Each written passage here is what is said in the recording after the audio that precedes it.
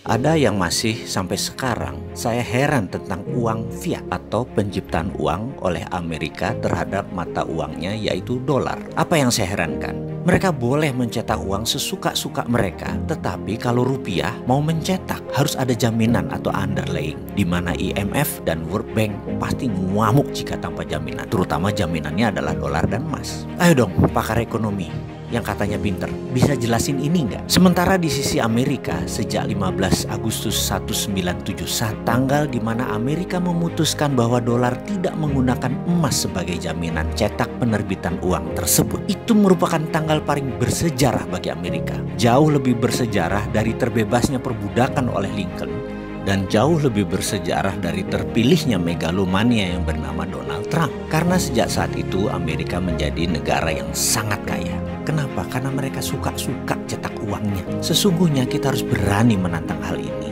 terutama para pakar ekonomi kita, dengan pertanyaan sederhana, terbitnya dolar itu berdasarkan apa? Boleh nggak sih saya heran dengan para dosen, para pakar ekonomi, para pejabat ekonomi, profesor, doktor ekonomi, mengapa mereka setuju Amerika cetak sak mau-maunya, dan bahkan Anda mencari pembenaran-pembenaran, sementara negara lain tuh haram hukumnya untuk mencetak uang. Dan hebatnya lagi pejabat negara yang pasrah bongkoan dengan konsep ini tuh banyak. Saya tidak habis pikir, apa yang menyebabkan banyak negara tidak berani cetak uang sendiri seperti Amerika? Inflasi. Kok Amerika cetak sak mau-maunya, inflasi mereka di bawah 3 atau 4% sih? Subprime mortgage, skandal keuangan menghentak ekonomi Amerika hingga 8 juta pengangguran dan merugikan triliunan dolar di tahun 2008 yang menghajar banyak lembaga mitra Federal Reserve seperti Goldman Sachs, JP Morgan dan lain sebagainya. Hanya sebentar selesai masalahnya dengan Federal Reserve printing money billion dolar, lebih besar dari anggaran APBN Indonesia. Kita tanya kemudian, terus mana inflasinya di Amerika? Tahun depannya 2009 atau 2010 nggak lewat tuh 3% inflasinya. Mengapa Indonesia tidak ikut Amerika juga cetak duit? Ada emang yang menahan? Oh ada. Yang namanya pakar ekonomi.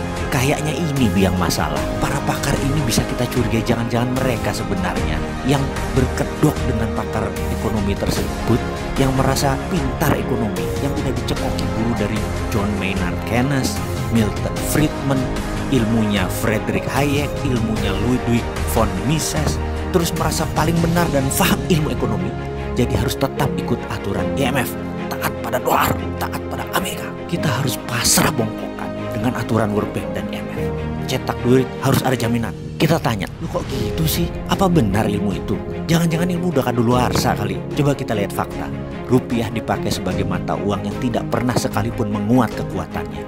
Yang katanya oleh pakar ilmu ekonomi mereka itu teorinya benar, manut dengan IMF. Mana hasilnya? Mana buktinya teori yang Anda praktekkan itu tadi berusaha membuat rupiah menguat atau Indonesia berjaya ekonomi? Tetap saja inflasinya besar tuh, bahkan defisit neraca perdagangan juga besar. Tetap rupiah melemah sepanjang jagat.